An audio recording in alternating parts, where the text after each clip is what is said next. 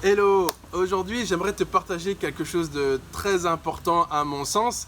J'aimerais te partager un petit peu mon expérience qui m'a amené à devenir coach. Beaucoup me demandent, Jonathan, quel est ton parcours? Comment est-ce que tu as fait pour devenir coach? Comment est-ce qu'on fait pour devenir coach? Alors c'est important pour moi de te partager ça parce que peut-être que mon expérience pourra te parler et saura t'inspirer. Donc là, en toute simplicité, je suis sur ma terrasse, c'est mercredi, je prends un petit peu de temps avec ma famille, avec mon fils, comme tu as pu le voir, et j'aimerais tout simplement te partager ça. Alors sache que, pour la petite histoire, mon objectif n'était pas du tout, mais pas du tout, de devenir coach.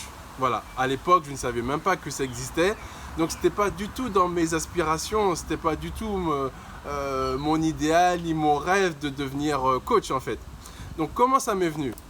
Alors, dans les années lycée, ma vocation, mon idéal, c'était de devenir ingénieur en informatique.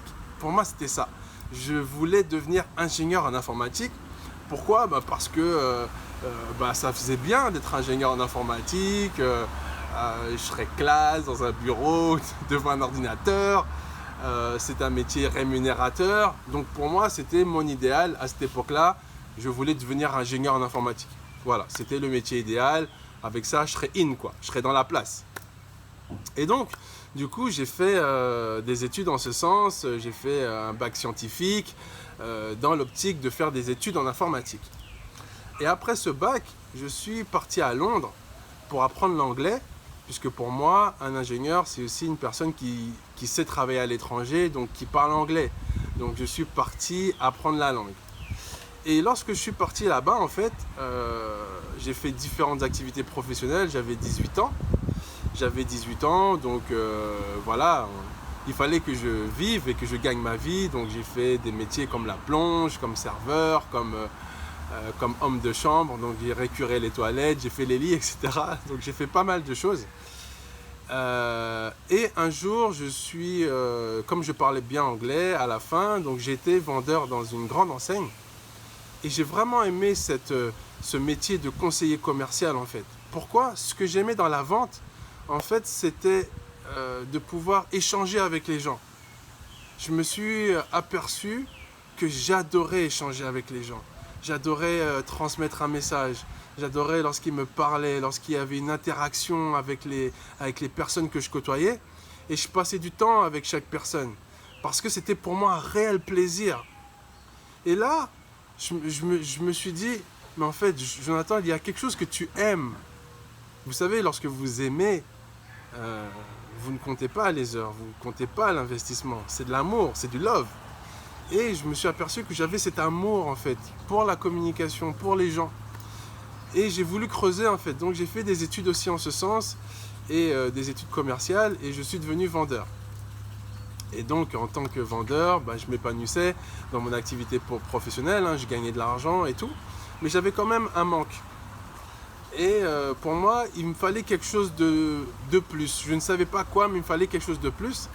Et donc, du coup, j'ai eu une promotion et je suis devenu manager. Donc, j'ai eu une équipe commerciale. Et ça, vraiment, j'ai vraiment apprécié, j'ai adoré cette expérience de management. Et je pensais que j'étais fait pour être manager. Et ensuite, une place de formateur s'est libérée dans la boîte pour laquelle je travaillais. Et donc, j'ai postulé pour cette place de formateur. En plus, il n'y avait qu'une seule place. Et j'ai été pris. Et vraiment, là, j'ai encore plus aimé ce métier de formateur. Je me suis dit, ça y est, je suis fait pour être formateur. Et un jour, on a eu un coach qui est venu justement nous faire une formation, une présentation en leadership. Et j'ai vraiment apprécié, j'ai vraiment aimé cette dynamique du coaching. Pour moi, c'était punchy, j'aimais sa dynamique, j'aimais la façon dont les informations étaient transmises. C'était vraiment une autre approche, une approche vraiment humaine, une approche pragmatique, une approche pratique. Et c'est cet aspect pratique que j'ai aimé. C'est pratico-pratique. Et j'ai été voir ce coach en leadership, j'étais le voir après son intervention et je lui ai demandé comment est-ce qu'on fait, comment est-ce que toi tu as fait pour devenir coach, parce que c'est une dynamique que j'aime et j'aimerais éventuellement devenir coach. Et il m'a répondu Si tu dois devenir coach, tu le deviendras. Point final. Alors, j'étais un peu vexé parce que, tu me comprends. Le gars, il répond pas à ma question. Il me dit, si je dois devenir coach, je le deviendrai. Donc, je me suis dit, le gars, il veut pas partager le filon. Donc voilà, je suis resté sur ma faim. Et donc, du coup, la vie continue. Et un jour, pendant que je faisais le ménage chez moi, j'ai découvert un flyer sur lequel était marqué « Devenir coach professionnel certifié ». Waouh! Je ne sais pas d'où venait ce flyer, mais en tout cas, il était là, chez moi. Il y avait un numéro de téléphone, j'ai appelé et j'ai fait cette formation en question. Et je te promets que cette formation a révolutionné ma vie. Pourquoi ça a révolutionné ma vie? Parce qu'au travers de cette formation, j'ai vraiment découvert qui j'étais. J'ai vraiment découvert pourquoi j'étais fait. J'ai vraiment découvert mon potentiel. Et en découvrant ça, j'ai eu, lors d'un exercice, comme une révélation. Je me voyais en Guadeloupe, puisqu'à l'époque j'étais à Paris. Je me voyais en Guadeloupe, monter un centre de coaching. Je voyais les couleurs, je voyais tout, c'était clair et limpide. 2 mois après, j'étais en Guadeloupe et je réalisais mon rêve en fait. Je réalisais cette vision. Je te passe les étapes, parce qu'il y a vraiment eu beaucoup d'étapes. Mais en tout cas, je réalise aujourd'hui ma vision et au quotidien, aujourd'hui, je fais ce que je sais faire le mieux. Et c'est vraiment agréable en fait. Et c'est ce que je souhaite pour toi. Pourquoi je te partage ça? C'est parce que beaucoup de personnes tâtonnent encore au niveau de leur vocation, au niveau de leur mission de vie, au niveau de leurs objectifs. Elles ne savent pas exactement pourquoi elles sont faites. Sache que toi qui m'écoutes, tu es fait pour quelque chose en particulier. Comme je te l'ai partagé sur mon teaser, sur la petite vidéo, par exemple, l'abeille est faite pour butiner des fleurs, prendre le pollen et faire du miel. C'est ça sa vocation. Elle sait faire que ça. Et elle le fait très bien. Et chaque chose dans la nature fait sa vocation au mieux, puisque c'est sa vocation, c'est sa mission de vie. Un pommier fait des pommes.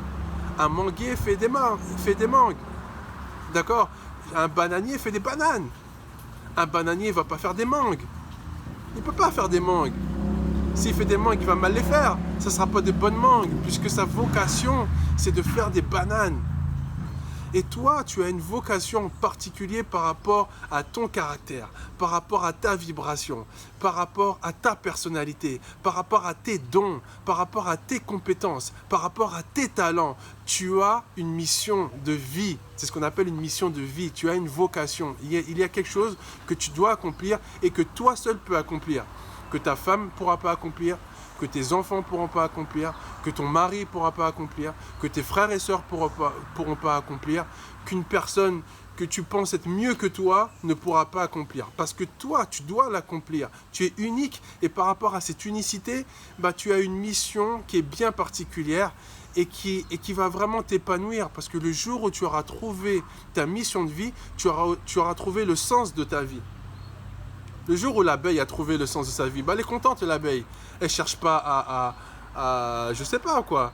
Elle cherche pas à enlever les poux qui sont sur les vaches, qui sont sur les chèvres ou je ne sais quoi. Elle ne cherche pas à faire ça. Elle a trouvé sa mission de vie et elle le fait au quotidien et elle le fait bien. Et elle le fait vraiment avec plaisir, avec naturel. Parce qu'elle a trouvé sa mission de vie. Chaque chose dans la nature est parfaite. Il n'y a pas de hasard. Tout est parfait. Il n'y a pas de hasard. Et toi non plus, tu n'es pas le fruit du hasard. Tu n'es pas juste là pour manger, dormir, t'amuser, boire et c'est tout. Non, tu as quelque chose en toi, tu as un chef-d'œuvre en toi, et tu as une vocation en toi, tu as une mission de vie que tu te dois de découvrir afin d'être vraiment comblé, afin d'être vraiment épanoui. Et c'est ce que je souhaite pour toi. Donc tu n'as peut-être pas la possibilité comme moi de voyager et d'avoir plein d'expériences professionnelles pour te découvrir. Mais bon, moi je t'invite à le découvrir au travers de mon expertise. Je t'invite à découvrir ce talent que tu as en toi. Je t'invite à découvrir cette vocation qui est la tienne. Et c'est la raison pour laquelle je fais cette conférence le 31, afin de t'aider à découvrir pourquoi tu es fait. Pourquoi tu es né. Pourquoi tu es là? Pourquoi tu es qui tu es? Ça, c'est mon rôle, ça, c'est ma vocation de t'aider à trouver cette personne que tu es. Afin qu'au mois de septembre, parce que le mois d'août, c'est un mois de vacances, de divertissement, mais c'est aussi un mois de préparation à la rentrée, parce que le mois de septembre représente quand même une rentrée, un démarrage, ou en tout cas un redémarrage. En septembre, en général, on a des nouveaux objectifs, on a une nouvelle vision, on a un nouveau poste, on a une évolution professionnelle, on est en transition. En tout cas, le mois de septembre représente un redémarrage. Et je veux que pour ce redémarrage, tu puisses avoir les idées plus claires sur ton avenir, tu puisses avoir les idées plus claires sur ta mission de vie, tu puisses avoir les idées plus claires sur où est-ce que tu vas. Parce que vivre comme ça, oui, c'est bien, mais où est-ce que tu vas? Dans quelle direction tu vas? Quelle est ta vocation? Pourquoi tu es fait? Qu'est-ce qui va vraiment t'épanouir? Et en quoi tu peux contribuer à un monde meilleur? Tu as ta place. Ta place n'est pas une place hasardeuse. Tu as ta place. Elle est numérotée. Il y a ton nom dessus. Il y a ta vocation dessus. Il y a ta personnalité dessus. Il y a ton caractère dessus. Il y a tes talents dessus. Il y a tes dons dessus. Il y a tes compétences dessus. Mais cette place, il est important que tu puisses la trouver. Donc c'est ça qu'on va, on va échanger autour de ce thème-là lors de ma conférence du 31. Et aussi, je vais t'aider à atteindre cet objectif. C'est bien de savoir quelle est sa mission de vie, mais c'est aussi bien de savoir comment y arriver. Donc je serai là pour ça. Donc n'hésite pas à t'inscrire à cette rencontre qui est toujours... à chaque fois que je sors d'une conférence, je suis moi-même reboosté de pouvoir avoir échangé avec toi de l'énergie. Et on est tous, et ce qui est intéressant dans une conférence, c'est qu'on est tous dans le même état d'esprit. On a tous envie de devenir la meilleure version de soi-même. Et c'est ça qui est important. Et cette énergie va faire que tu vas aussi rencontrer des gens qui sont dans la même dynamique que toi. Et tu vas voir que tu vas faire un bond après cette conférence. Donc voilà ce que je voulais partager en toute simplicité avec toi en ce mercredi. Je te souhaite de passer une agréable journée. On se retrouve très vite. À bientôt. Ciao.